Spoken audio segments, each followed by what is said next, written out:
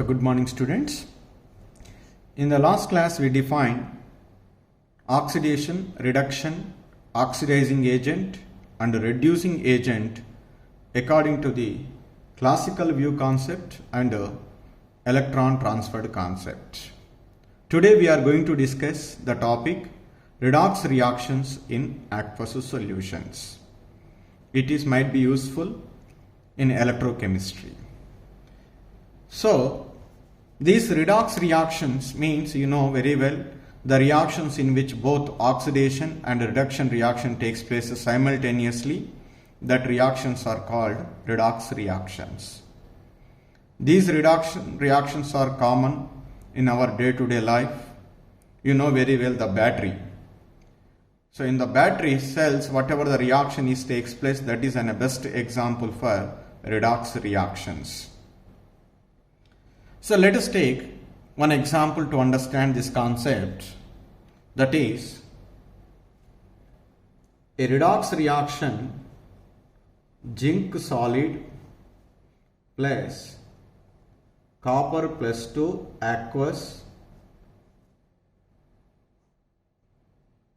gives rise to Zn plus 2 aqueous plus copper solid. This is the redox reaction.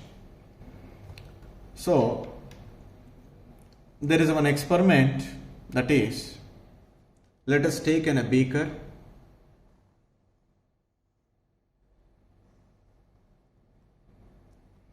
In the beaker, take a solution of copper sulfate,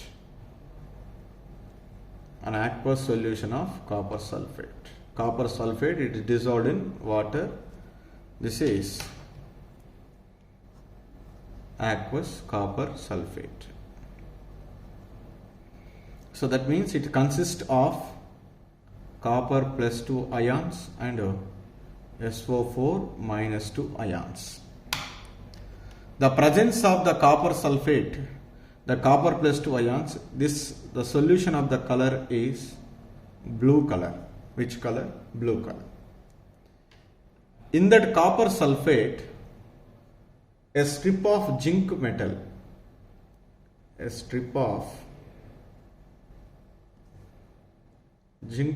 placed in the aqueous solution of copper sulfate. Immediately, a spontaneous reaction takes place. In that spontaneous reactions, the following observations will be made. What are that observations are?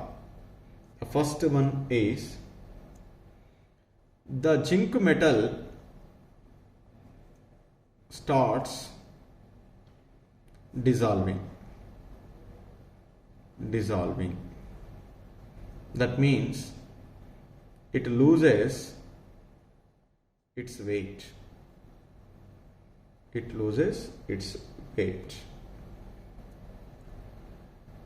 And the second observation we made during this experiment is the copper is deposited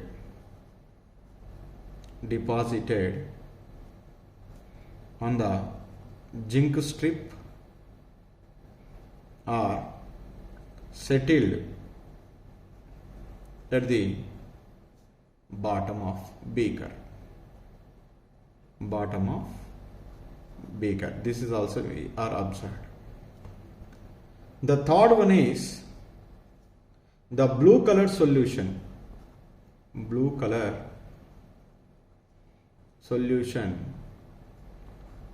Faded. Initially the bright color is there, blue color.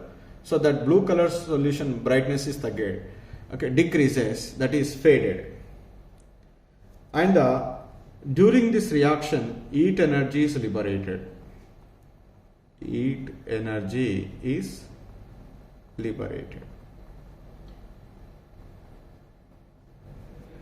And the whole solution does not carry any charge.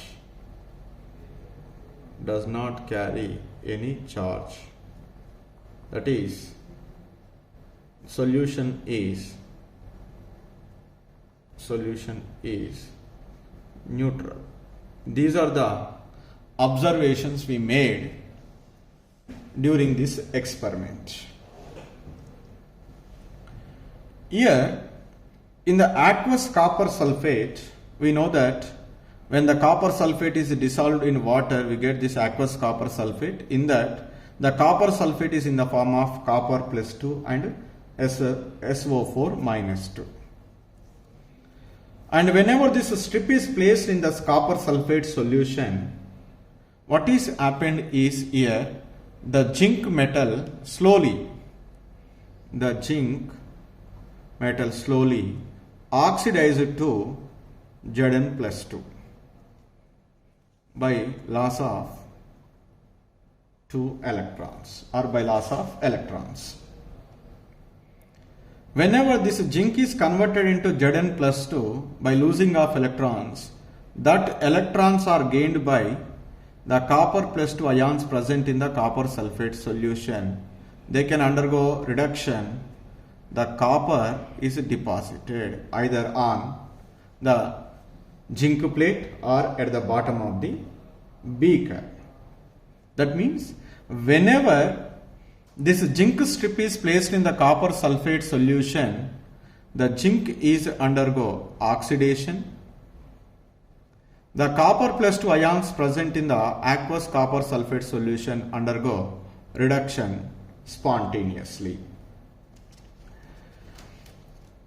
So whenever the zinc is undergo oxidation, obviously the zinc going into the solution, so the Zn is going into the solution. That means the weight of this strip is gradually decreases. So that now this aqueous copper sulfate solution is consist of Zn plus 2 ions, and this copper plus 2 ions are gaining the electrons. They can undergo reduction. They may be deposited at the bottom of the beaker or on the zinc plate. So now here this is the reaction can be takes place when zinc is placed in the copper sulfate. Okay. So why the blue color solution is faded? So during this reaction, initially I said, whenever we take initially the fresh aqueous copper sulfate solution, it is bright blue in color. That is because of presence of copper plus 2 ions. Whenever this zinc metal is placed in the copper sulfate solution, the copper plus 2 can be gain the electrons from the zinc. Because the zinc can undergo oxidation, it can lose the 2 electrons. That 2 electrons are transferred to the copper plus 2. The copper plus 2 gain the 2 electrons and converted into copper sulfate. That means during this reaction, copper plus 2 is converted into copper solid, results the decreasing the number of copper plus 2 ions in the solution.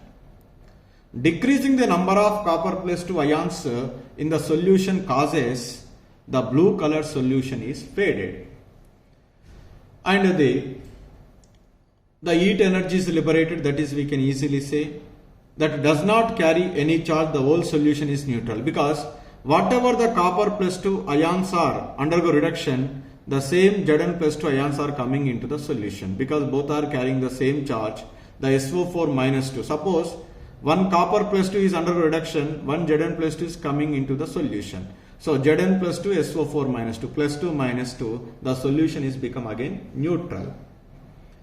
So here I would like to say the one point here. So whether the copper plus 2 ions present in the solution or not, whether Zn plus 2 ions present in the solution or not, we can easily identify. Sir, how should you know the zinc is undergo oxidation? How we can identify it? We can easily identify it by the two. One is the solution of copper sulfate is faded, means the copper plus 2 is undergo reduction. So to undergo reduction, definitely some species has to lose the electron. What are the species are available here? Zinc, copper plus 2, SO4 minus 2. It never undergo oxidation. Only the zinc can be undergo oxidation. So that's why the zinc can transfer the electrons to the copper plus 2. That is the one we can say. Then another one also we can say. When the zinc strip is placed in copper sulfate, whether the zinc is undergo oxidation or not, we can easily identify it by one test. Suppose say the zinc is undergo oxidation. In the solution, what is ions are present? Zn plus 2 ions are present. To identify the Zn plus 2 ions are present in the solution or not, just we need to be pass the H2S gas. The Zn plus 2 ions can be identified by passing the H2S gas, and after that we can make the solution alkaline with ammonia. That means first you can pass the H2S gas, then after that we can add the ammonium hydroxide, alkaline ammonia. If you are added, then if you get white color precipitate, that is clearly indicates presence of Zn plus 2 ions. If the white PPT is not obtained, the Zn plus 2 ions are not present. So when the zinc strip is placed in the copper sulfate solution, after a certain time you can pass the HTS gas and make that solution is alkaline with ammonia. That means you can pass the ammonium hydroxide into that one. If you get white color precipitate, Zn plus 2 ions are present. Zn plus 2 ions are present means definitely the Zn is undergo oxidation, because initially no Zn plus 2 ion is present in the solution. Just we are placing the zinc rod, but after a certain time the Zn plus 2 is there. How do you get Zn plus 2? By undergoing oxidation, by loss of electrons from the zinc, that will be resulted into Zn plus 2 ions. Like that we can predict whether the Zn plus 2 ions are present or not by this test. So this test can be useful to detect the Zn plus 2 or whether the Zn metal is undergo oxidation or not. Once it is undergo oxidation, the copper plus 2 is undergo reduction by gaining of 2 electrons. So entire the oxidation and reduction reaction takes place simultaneously. There is a transfer of electrons from the Zn to copper plus 2. Okay, fine. Here, which is oxidizing agent, which is reducing agent? So the Zn is undergo oxidation. Whichever it is undergo oxidation, that is called, what is it? Reducing agent. The Zn acts as a reducing agent. Which is undergo reduction here? Copper sulfate, that is copper plus 2. The copper plus 2 is undergo reduction, that's why that is called as oxidizing agent.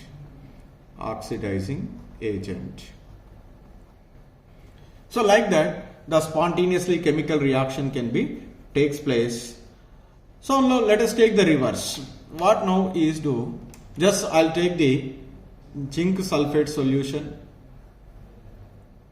Now let us take the zinc sulfate solution.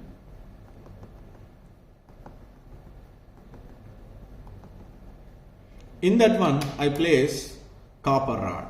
What is it? Copper rod.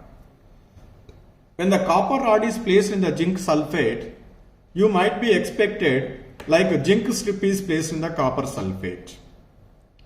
So when the zinc strip is placed in the copper sulfate, the zinc is undergo oxidation, copper plus 2 is undergo reduction. But here the copper like zinc never undergo oxidation.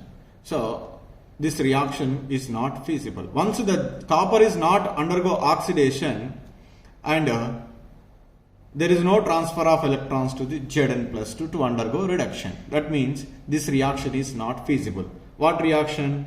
That is Zn plus 2 aqueous plus copper solid gives rise to Zn solid plus copper plus 2 aqueous.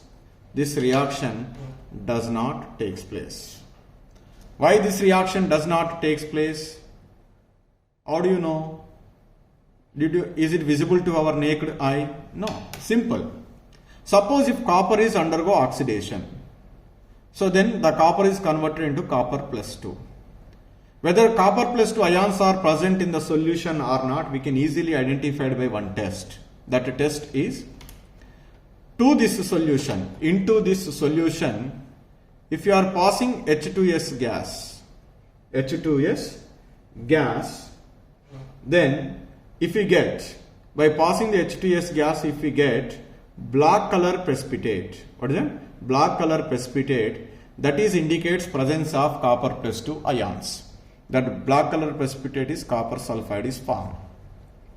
When copper rod is placed in the zinc sulfate, after a certain time I pass the H2S gas into the solution. I am not getting any black color precipitate. I am not getting any black color precipitate means in this solution the copper plus 2 ions are not present. That means copper plus 2 ions are not present means copper does not undergo oxidation. Once copper does not undergo oxidation, does zinc undergo reduction? No, because we said very clearly the oxidation and reduction reactions are complementary reactions. Without oxidation, the reduction does not take place. Without the reduction, the oxidation does not take place. So both are complementary reactions. Once copper does not undergo oxidation, the reduction reaction is also not takes place. That's why the reversible reaction, that backward reaction is not favored. So that means, only the forward reaction is more favored. The zinc is undergo oxidation, copper plus 2 is undergo reduction. So this is one example for the redox reaction in aqueous solution. The copper solid plus 2 Ag plus V is raised to 2 Ag plus copper plus 2 aqueous. Copper plus 2 aqueous. Let us take this reaction. In this reaction, the silver Ag plus is become Ag. Here what are the charges are there? Plus 1, 0, 0, plus 2. So positive charges decreases. Positive plus 1 is become 0. That means called reduction. What is it? Reduction.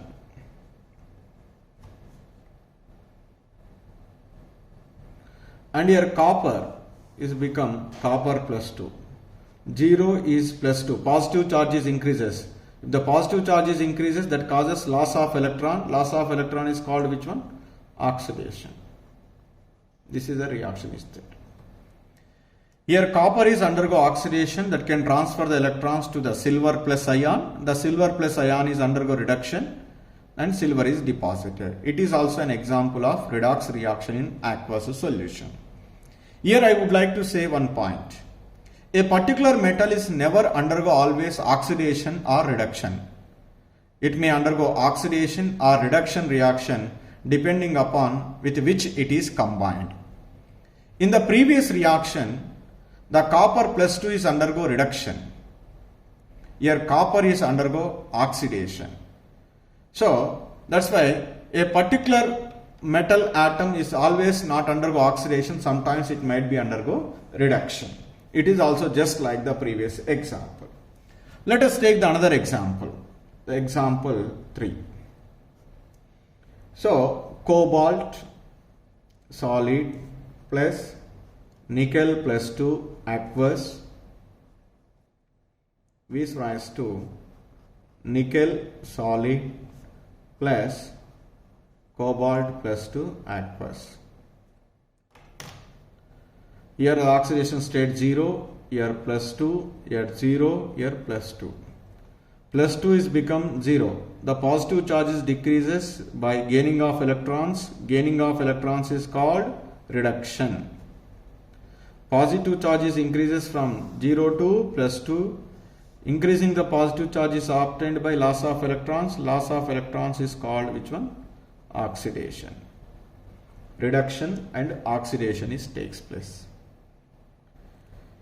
So here when we test, suppose in the case of the zinc and copper plus 2 is combined, after a certain time the Zn plus 2 ions are observed in the solution by, that is we can identify by the test. Just we are passing the H2S gas and after that solution is making alkaline by passing ammonia. We get white color precipitate, that is clearly indicates Zn plus 2 ions are present. And all the copper plus 2 ions present in the solution are precipitated.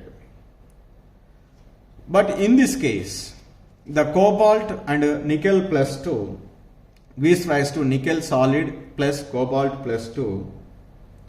Here the reaction does not favor either towards the right side.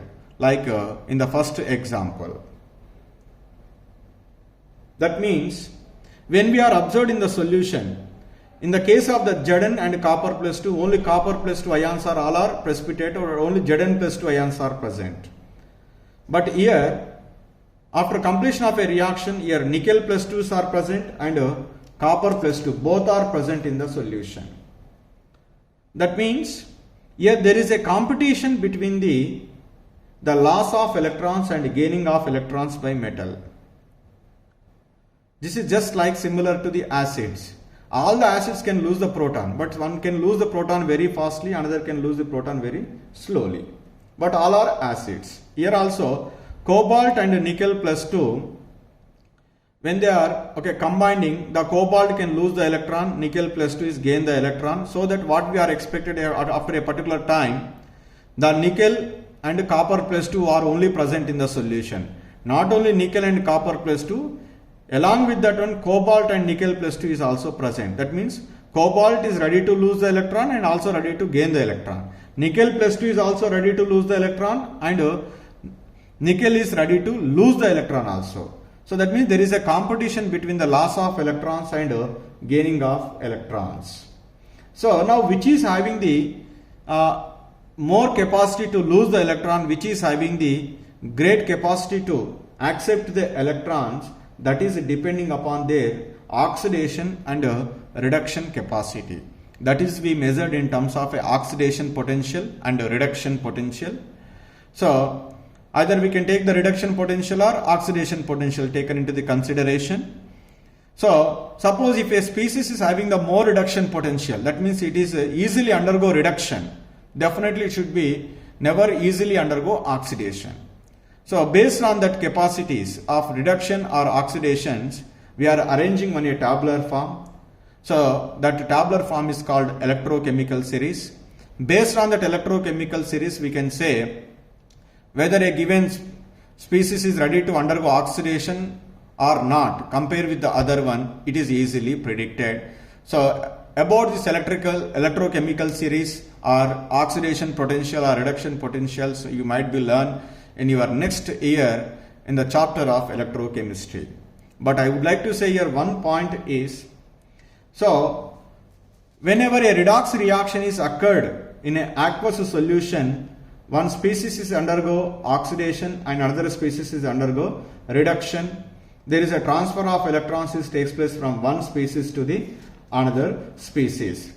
And in some of the reactions, so just like in example 1, the more favorable is takes place toward the product's side. And in some cases, neither reactants or nor the products are greatly favored. So in the first example, we say the state of equilibrium for the reaction between Zn and copper plus 2 is greatly favored towards the products over the reactants, because the backward reaction does not take place. That is, we can also clearly explain why the backward reaction could not take place is easily identified.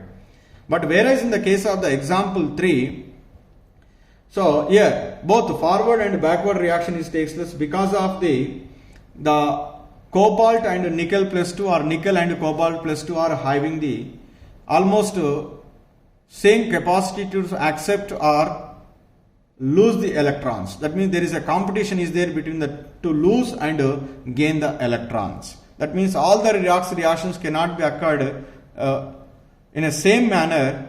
For that one, the best examples are example 1 and example 3. So this is about the redox reactions in aqueous solutions.